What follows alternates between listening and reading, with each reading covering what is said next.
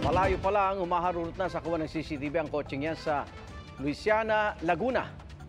Pagdating sa kurbada, ayan, dumiretso ito tumama sa concrete barrier. 5 po ang sakay ng kotse, 3 sa kanilang dead on arrival sa ospital.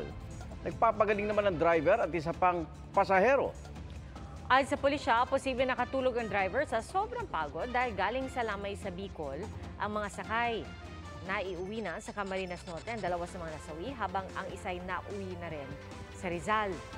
Wala pang pahayag ang pamilya ng mga biktima. Muntik na lumubog sa dagat ang isang dump truck sa Amlan, Negros Oriental. Pasakay na dapat ito sa Roro sa Pantalan pero umatras ang Roro. Inabot ng 3 oras ang pag-ahon sa truck dahil isa-isang inalis sa mga karga nitong sako-sakong buhangin. Walang nasaktan sa insidente.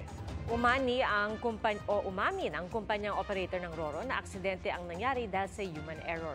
Hindi raw hinigpitan ang pagkakatali sa harapan ng rampa kaya pagsampa ng truck, umatras ang barko.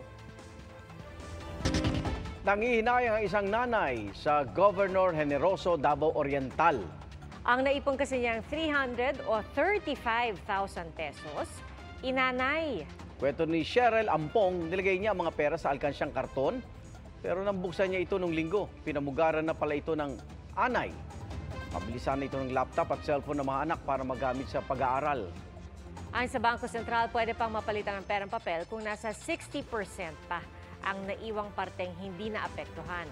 At dapat kita rin daw ang parteng may pirma ng Pangulo at ng BSP Governor, pati ang windowed security thread. Maliban na lang kung nasira dahil sa apoy, insekto at iba pa na hindi naman sinadya. Mga kapuso, sama-sama tayong maging saksi. Mag-subscribe sa GMA Integrated News sa YouTube at para sa mga kapuso abroad, samahan niyo kami sa GMA Pinoy TV at sa www.gmanews.tv.